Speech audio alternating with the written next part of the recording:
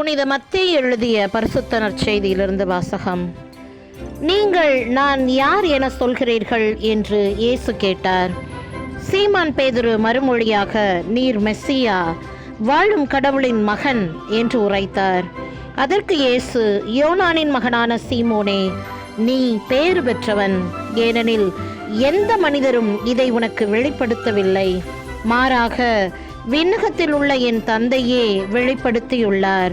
எனவே நான் உனக்கு கூறுகிறேன், உன் பெயர் பேதுரு, இந்த பாறையின் மேல் என் திருச்சபையை கட்டுவேன். விண்ணரசின் திறவுகோல்களை நான் உன்னிடம் தருகிறேன்.